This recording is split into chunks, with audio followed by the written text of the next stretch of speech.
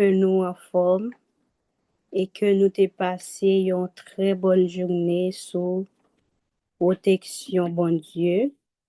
En pile, dans nous-mêmes, tenant activité, nous, bon Dieu t'ai gardé nous pendant la journée, hein. Et à ce là, c'est un plaisir pour nous ensemble, côté que ensemble, nous pourrons aller continuer avec la lecture de la parole de Dieu. Juste avant même que nous commencions, nous avons chanté ensemble en numéro 13. Je lève les yeux vers les mots que j'aime. Ensuite, nous avons prié. Après, nous avons commencé avec séance lecture. Je lève les yeux vers les mots que j'aime. D'où peut me venir ici le secours? Le secours me vient de l'Éternel même, du Dieu qui créa les nuits et les jours. Pour toi, l'Éternel est une retraite. Il te sert à droite et d'ombre d'appui. Le soleil ne peut frapper sur ta tête, ni la lune à l'heure où le jour a fui.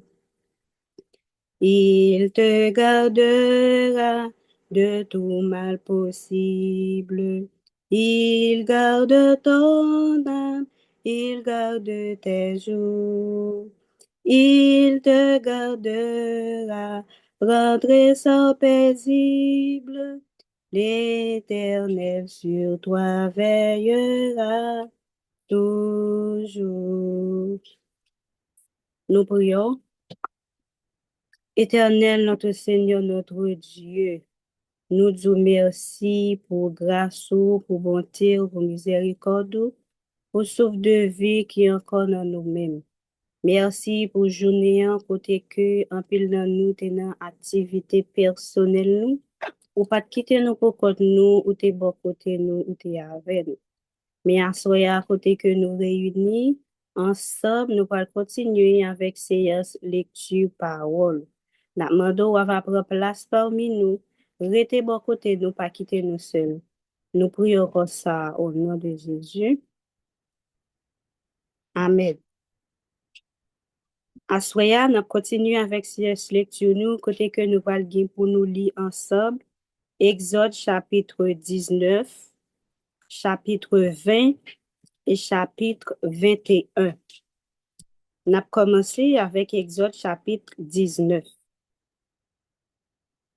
Le troisième mois après leur sortie du pays d'Égypte, les enfants d'Israël arrivèrent ce jour-là au désert de Sinaï. Étant partis de Réphidim, ils arrivèrent au désert de Sinaï et ils campèrent dans le désert. Israël campa là, vis-à-vis de la montagne. Moïse monta vers Dieu et l'Éternel l'appela du haut de la montagne en disant, tu parleras ainsi à la maison de Jacob et tu diras aux enfants d'Israël, vous avez vu ce que j'ai fait à l'Égypte et comment je les ai portés sur mes ailes d'aigle et amenés vers moi. Maintenant, si vous écoutez ma voix et si vous gardez mon alliance, vous m'appartiendrez entre tous les peuples, car toute la terre est à moi. Vous serez pour moi un royaume de sacrificateurs et une nation sainte. Voilà les paroles que tu diras aux enfants d'Israël. Moïse vint appeler les anciens du peuple et il mit devant eux toutes ces paroles, comme l'Éternel le leur avait ordonné.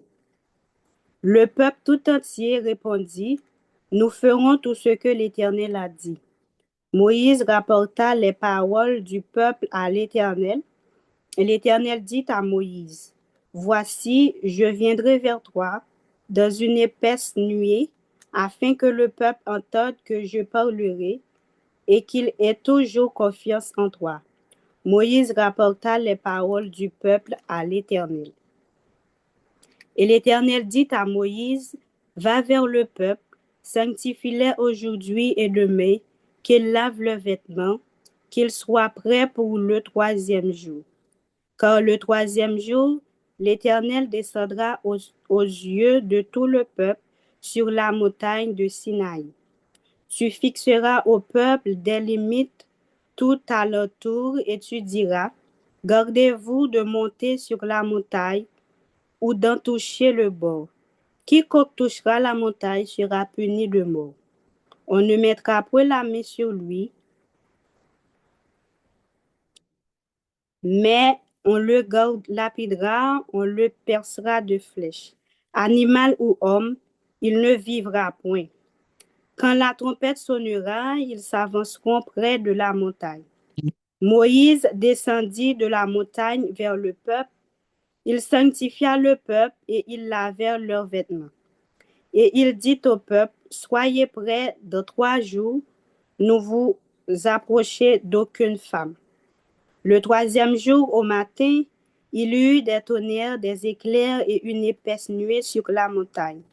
Le son de la trompette retentit fortement, et tout le peuple qui était dans le champ fut ainsi d'épouvante.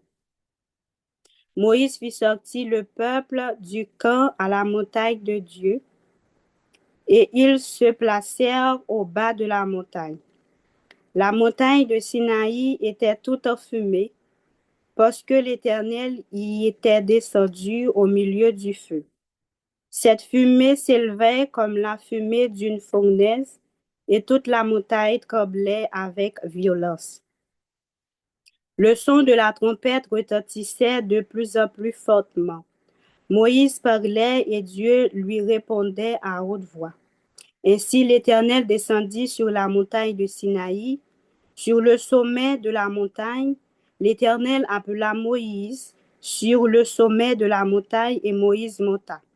L'Éternel dit à Moïse, descends, fais au peuple la défense expresse de se précipiter vers l'Éternel pour regarder, de peur qu'un grand nombre d'entre eux ne périssent.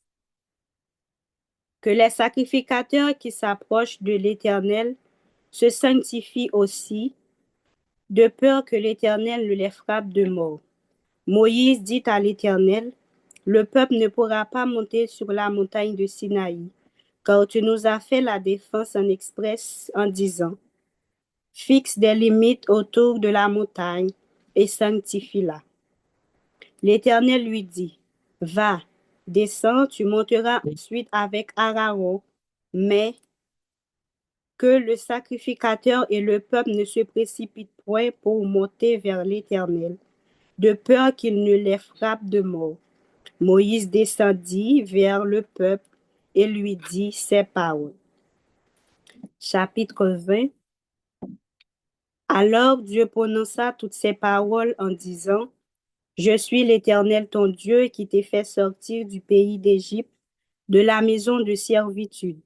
Tu n'auras pas d'autre Dieu devant ma face. Tu ne te feras point d'image taillée, ni de représentation quelconque. Des choses qui sont en haut dans les cieux, qui sont en bas sur la terre et qui sont dans les eaux plus bas que la terre.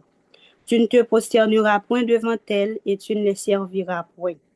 Car moi, l'Éternel ton Dieu, je suis un Dieu jaloux, qui punit l'iniquité des pères sur les enfants, jusqu'à la 3e et la 4e génération, de ceux qui me haïssent et qui fait miséricorde jusqu'en 1000 générations, à ceux qui m'aiment et qui gardent mes commandements. Tu ne prendras point le nom de l'Éternel ton Dieu en vain, car l'Éternel ne laissera point impuni celui qui prendra son nom en vain. Souviens-toi du jour du repos pour le sanctifier. Tu travailleras 6 jours et tu feras tout ton ouvrage. Mais le 7e jour, c'est le jour du repos de l'Éternel ton Dieu. Tu ne feras aucun ouvrage, ni toi, ni ton fils, ni ta fille, ni ton serviteur, ni ta servante, ni ton bétail, ni l'étranger qui est dans tes portes. Car en 6 jours, l'Éternel a fait les cieux, la terre, la mer et tout ce qui est contenu, et il s'est reposé le 7e jour. C'est pourquoi l'Éternel a béni le jour du repos et la sanctifier. Honore ton père et ta mère, afin que tes jours se prolongent dans le pays que l'Éternel ton Dieu te donne. Tu ne tueras point, tu ne commettras point d'adultère, tu ne déroberas point, tu ne porteras point de faux témoignages contre ton prochain, tu ne convoiteras point la maison de ton prochain, tu ne convoiteras point la femme de ton prochain, ni son serviteur, ni sa servante, ni son bœuf, ni son âne, ni aucune chose qui appartienne à ton prochain. Tout le peuple entendait les tonnerres et le son de la trompette. Il voyait les flammes de la montagne fumante. À ce spectacle, le peuple tremblait et se tenait dans l'éloignement. Ils dirent à Moïse, parle-nous toi-même et nous écouterons.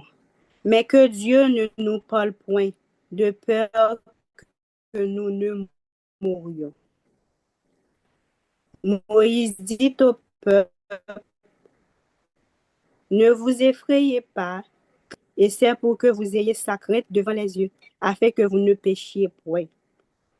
Le peuple restait dans l'éloignement, mais Moïse s'approcha de la nuée où était Dieu.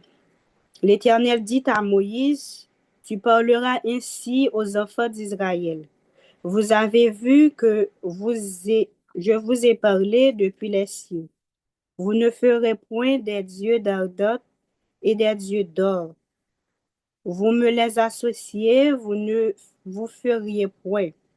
Tu m'élèveras un autel de terre sur lequel tu offriras des holocaustes et des sacrifices d'action de grâce, des brebis et des bœufs. Partout où j'appellerai mon nom, je viendrai à toi et je te bénirai.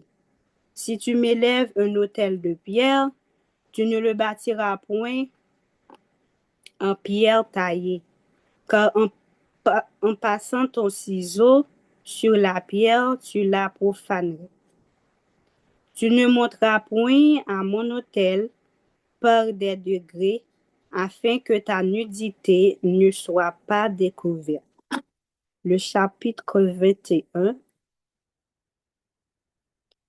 Voici les lois que tu leur présenteras. Si tu achètes un esclave hébreu, il servira 6 années.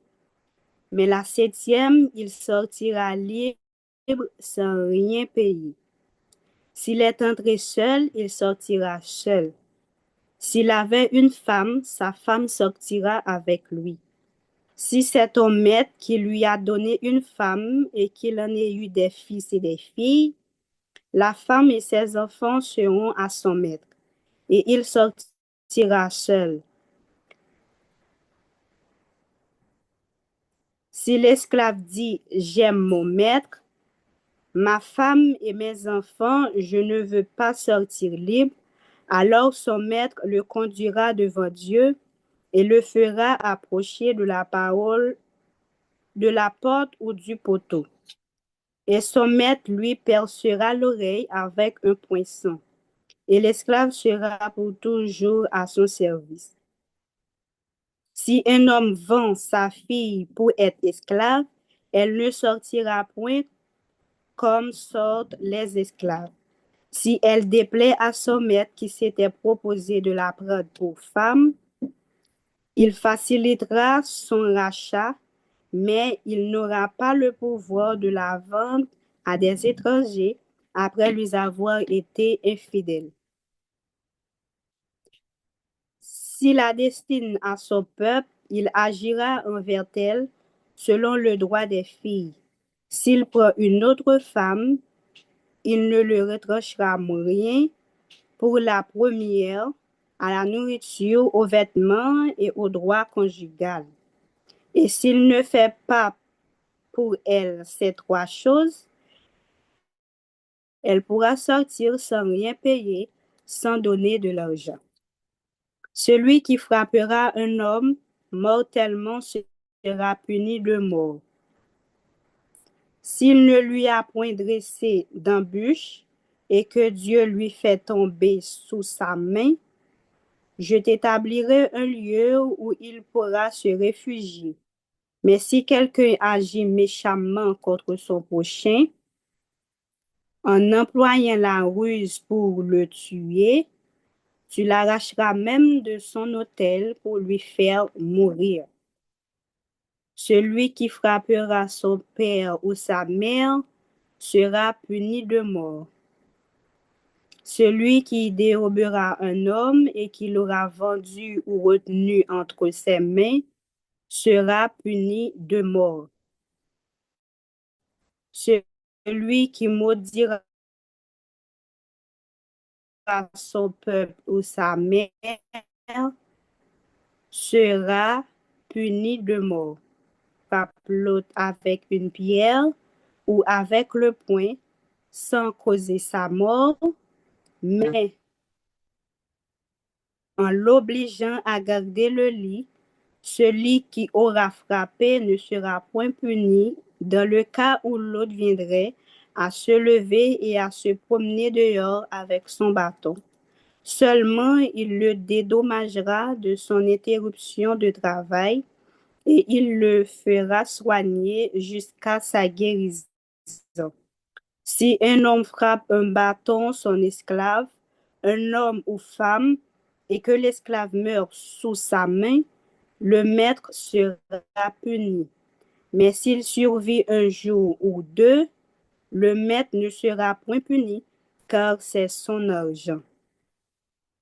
Si des hommes se querellent et qu'ils heurtent une femme enceinte et la fassent accoucher sans aucun accident, ils seront punis d'une amende imposée par le mari de la femme et qu'ils paieront devant les juges.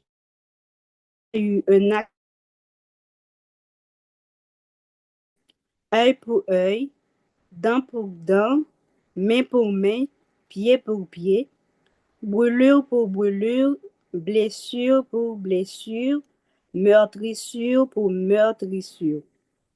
Si un homme frappe l'œil de son esclave, homme ou femme, et qu'il lui fasse perdre l'œil, il lui mettra en liberté pour prix de son œil. Et s'il fait tomber une dent à son esclave, homme ou femme, il lui mettra en liberté pour prix de sa dent. Si un bœuf frappe de ses cornes un homme ou une femme, et que la mort en soit la suite, le bœuf sera lapidé, sa chair ne sera point mangée. Et si le maître du bœuf ne sera point puni, mais si le bœuf était auparavant sujet à frapper, et qu'on en avertit le maître qui ne l'a point surveillé, le bœuf sera lapidé dans le cas où il tuerait un homme ou une femme, et son maître sera puni de mort. Si on impose au maître un prix pour le rachat de sa vie, il paiera tout ce qui lui sera imposé. Lorsque le bœuf frappera un fils ou une fille, cette loi recevra son application. Mais si le bœuf frappe un esclave, homme ou femme, on donnera 30 cycles d'argent au maître de l'esclave et le bœuf sera lapidé. Si un homme met à découvert une citerne ou si un homme en creuse une et ne la couvre pas, et qu'il y tombe un bœuf ou un âne, le possesseur de la citerne payera au maître la valeur de l'animal en argent et aura pour lui l'animal mort. Si le bœuf d'un homme frappe de ses cornes le bœuf d'un autre homme, et que la mort en soit la suite, ils vendront le bœuf vivant et en partageront le prix. Ils partageront aussi le bœuf mort. Mais qu'il ait connu le bœuf était auparavant que son point surveillé, ce maître rendra bœuf pour bœuf et aura pour lui un bœuf mort. C'est ainsi les trois chapitres que nous avons lus ce soir, chapitre 19, chapitre 20 et 21. Juste avant de céder la place, nous allons faire une courte prière. Éternel, notre Seigneur, notre Dieu, nous te disons merci d'avoir été avec nous au cours de la lecture de ta parole. C'est pas encore fini, nous réclamons encore ta présence pour le reste du programme de ce soir. Sois avec nous, c'est ainsi que nous te prions au nom de Jésus. Amen. Merci, c'était avec vous, votre sœur Isachina Célestin, et bonne continuité pour ce soir.